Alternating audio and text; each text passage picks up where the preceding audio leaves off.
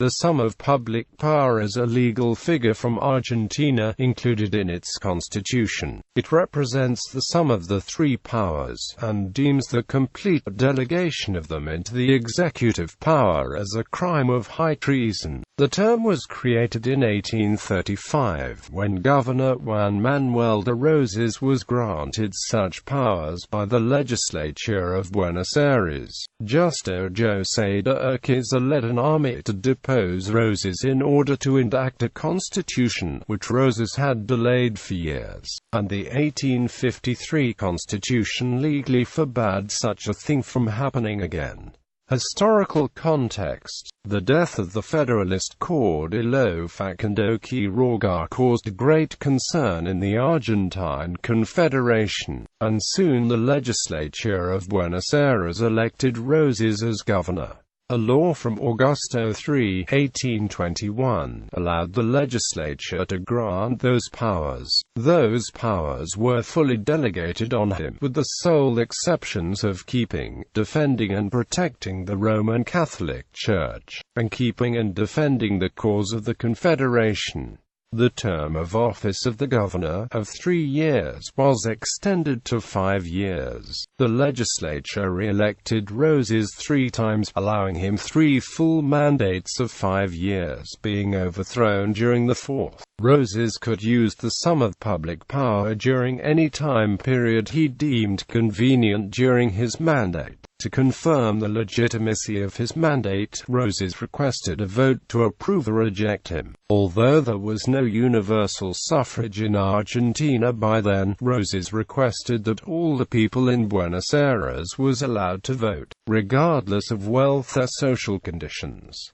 This proposal was influenced by Jean-Jacques Rousseau's The Social Contract. The only ones who could not vote were the women, the slaves, children under 20 years old and foreigners without a stable residence in the country. The final result had 9,720 votes for Rosas and only 8 against him. Nature: although Rosas received the sum of public power, he did not become an absolute monarch. He still had a limited term of office, and the legislature and other republican institutions were kept. It was not a tyranny either, as he did not have the usual traits of a tyranny. He did not take the power by an illegal way, such as a coup d'etat, but by an appointment of the legislature, and no law prevented the legislature from doing what it did. He did not become governor against the will of the population, as it was confirmed by a popular vote. He did not rule on behalf of a social minority either. His appointment was in line with the ideas of Rousseau, who thought that, if on the other hand, the peril is of such a kind that the paraphernalia of the laws are an obstacle to the preservation, the method is to nominate a supreme ruler, who shall silence all the laws and suspend for a moment the sovereign authority. In such a case, there is no doubt about the general will, and it is clear that the people's first intention is that the state shall not perish. This principle influenced as well the concept of the state of emergency, included in the 1853 Constitution and in most legal systems around the world.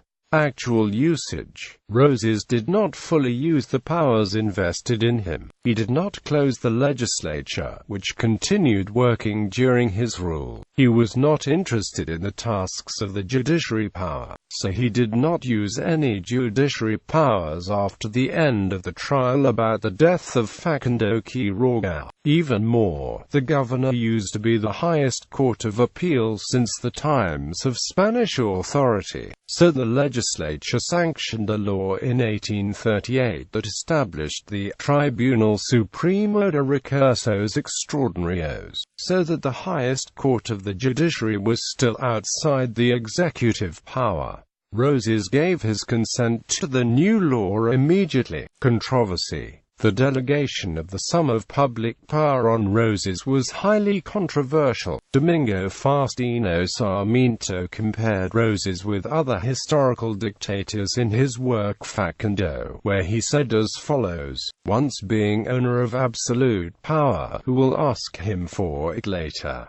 Who will dare to dispute his titles to the domination? The Romans gave the dictatorship in rare cases and for short-term, fixed durations, and yet the use of temporary dictatorship allowed the perpetual one that destroyed the republic and brought all the wildness of the empire. When the term of government expires, Rosas announces his resolute determination to retire to private life. The death of his beloved wife, his father, had ulcerated his heart and needs to go away from the tumult of public affairs to mourn the wide losses as bitter. The reader should recall hearing this language in the mouths of Rosas, that he had not seen his father since his youth, and whose wife had been such bitter days, something like the hypocritical protests of Tiberius to the Roman Senate. The board of Buenos Aires begs him to continue making sacrifices for the country. Rosas is left to persuade, still only 6 months, spending 6 months, and leaves the farce of the election. And indeed, what need has been elected a leader who has entrenched the power in his person, who asks trembling from the terror that has inspired all of them? On the contrary, José de San Martin gave his full support to the delegation, on the grounds that the current situation in the country was so chaotic that it was needed to create order. Men do not live from dreams but from facts. What I care if it is repeated over and over again that I live in a country of liberty, if on the contrary I'm being oppressed? Freedom.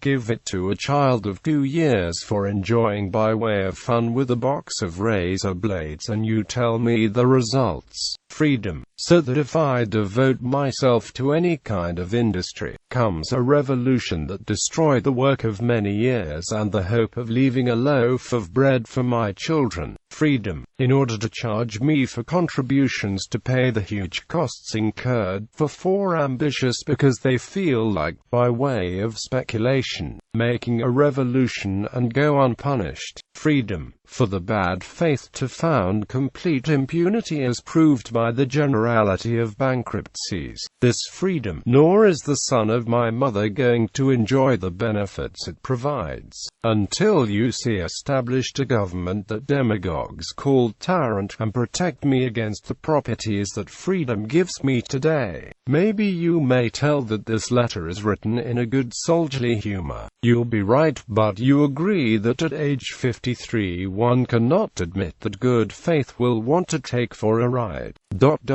Let this matter conclude, and let me end by saying that the man who set the order of our country, whatever the means that for it employs, is the only one that would deserve the noble title of liberator.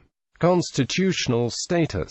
Rosas's mandate ended after his defeat at the Battle of Caseros, and Urquiza called for the making of a national constitution, which was written the following year, 1853. The 29th article explicitly forbids a delegation of powers such as the one done with Rosas to be performed. Congress cannot give the national executive, nor the provincial legislatures to governors of provinces, extraordinary powers, nor the sum of public power, nor may grant submission a supremacy whereby the life, the honor, or wealth of the Argentine people will be at mercy of governments or individual. Acts of this nature shall be utterly void, and shall render those who formulate, consent to assign them, liable to be condemned as infamous traitors to the motherland. However, the penalty for the 1835 release of the public power to Rosas is not affected by this ruling, as the Constitution was not established back then and had no ex post facto law provisions.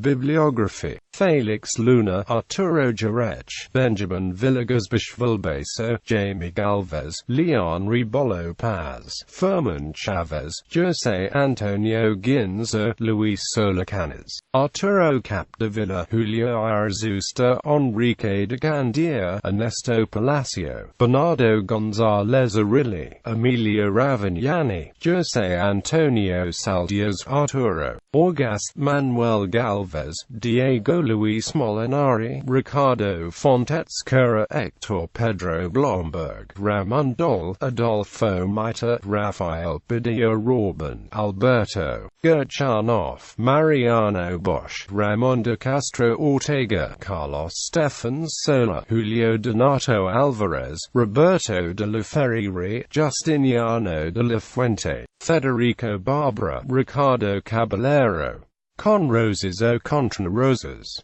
Santa Fe H. Garato Editor, ISBN 978-987-1493-159.